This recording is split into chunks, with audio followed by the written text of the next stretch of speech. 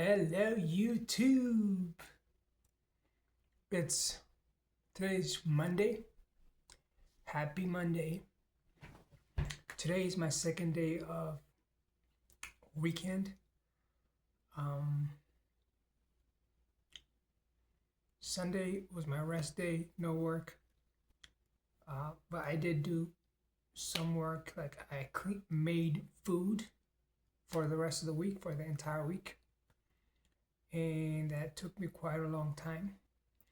And then I also did my taxes. I've been procrastinating on my taxes for like 3 months. January, February, actually 2 months. And now it's March, so 2 months. And actually, it didn't take me longer than a few days to finish it. At least, 2 days. So procrastinating is not good, but I was able to finish it. Started around in the afternoon. I was done by like 9 p.m. Pretty simple. I used TaxAct to do it myself. I had to write off some taxes. I actually was in the negative for last year.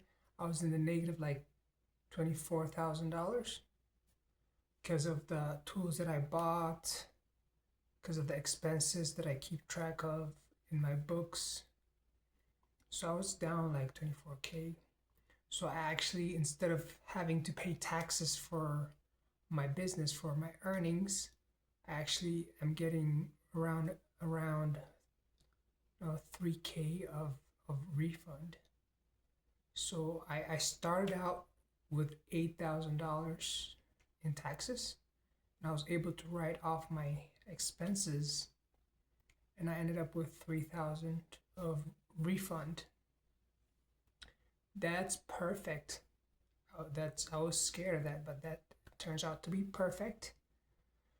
Now is Monday, on to a fresh start for the week. I had a cleaning day on Saturday. I was able to go knocking for pretty much the first time this year. I was able to go door knocking. Actually, it was first time knocking was Friday. Friday I went knocking, but it was up north near where I work, near Thornton. I was knocking in Westminster. I have a video of me just walking and recording myself walking. I'll link that video up here.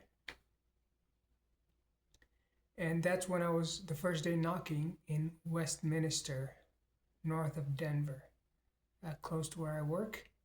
Didn't sell anything. I was able to talk to a nice old lady. She was interested in getting her windows cleaned, so she had me give her a quote, and then she chatted it up with me. It was very interesting, but I wasn't able to sell anything. I don't know if I got. I was just getting my foot wet after like 6 months of no door knocking. Needed to get back into the groove. So and then Saturday was my second day of door knocking. I went down south in Aurora. That's where a lot of wealthy people live, and I had a lot of success there. So I knocked there about 10 doors, 10 no's. So I don't count the knocking on doors and nobody responds. That I don't even count that. But I had about 10 no responses before somebody said yes. And I know I often tend to be a little bit on the lower side for the price wise, which is not good. But we made it work. So today was the first day I scheduled that job. So I knocked doors in South Aurora for on Saturday. I scheduled the job for today, Monday, and it was noon. I wanted mornings, but the lady wanted noon, so I scheduled at noon. I had somebody.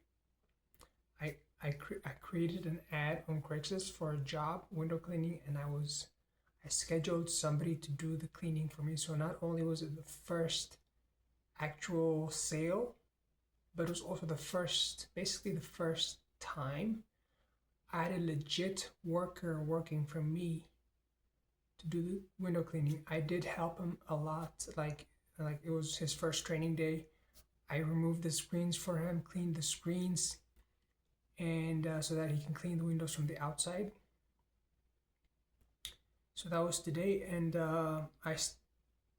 he finished the job in about 6 hours. It was 50 window panes, and the screens haven't been put back in place yet because it was getting dark. So the homeowners wanted me to come back and put the screens back in the noon tomorrow. And I'm also replacing 2 screens. So I'm gonna show you the screens that I brought them home with me. Let's see if I can. Well, I don't know if I can. Well, let's just take my word for it. Here are the screens. Actually, I'm gonna change it. There are the screens. I'm gonna replace those screens, and I was able, not the with the worker doing the work, the cleaning, I was able to go knocking doors and sell one more job for tomorrow for around the same price. So the goal is to be able to fill the worker's schedule every day and have him do like 2 jobs a day with my help. We can probably knock it out in about 10 hours or so, 5 hours per job. Start like at like 9. Tomorrow we have a job starting at 9. So if we start at 9, probably be done. It still gets dark, right? It's still winter. So around 6, we're done at 6. We have about 9 hours of work. But we don't need 9 hours to do one job. One job probably takes us 6 hours, 5 or 6 hours. So today was 6 hours, and even like I helped him remove the screens, but it was a lot of training. So he's gonna get faster. He's gonna probably do it, knock it out in 5 hours. I'm gonna help him remove the screens. So if we do that, we can probably squeeze in another job. So do 2 jobs, and more importantly, while he's cleaning, I can go knock some doors to fill the schedule up. So hopefully, as he gets better and better, and as I get better and better at knocking doors, I can fill the schedule up for 3 days. And for the next 3 days. And that would be a dream come true. And hopefully I can keep pricing it at the right price. Roughly, the goal is like for each hour that he cleans, it should be $100. Today was like 6 hours of cleaning, but I charged like $475 for 80, so not $100. So still on the low side, but maybe that's just because we need to do it faster. So either do it faster or charge more. But the goal is to do upwards of 10,000 a month. I was doing 10,000 a month by myself, so now with a worker, I can do 20 or 30,000 a month. Definitely with more than one worker. If we have 2 workers, and I'm good with my sales, or if I have another salesperson, then we can do 30 grand. And if we can do 30 grand, we can probably do hundreds and hundreds of grand for the year. And then the margin, I'll probably get a margin out of that. So now I'm back home. It's around 8. I'm gonna do the screens. The guy also broke a water-fed pole brush. Now I'm going to be forced to replace the other boar hair brush, which I like the boar hair brush better, but that one also broke. So many breaks, so many times that the brushes, water fed pole brushes break, and it sucks. I have to make sure I have enough replacements because I don't want to be stuck doing a squeegee and a sponge for the outside, which you can end up leaving squeegee marks, and you have to get up on a ladder, which for all the windows, which sucks. I don't want to wish that on anybody. So today was a busy day, even though it was my weekend.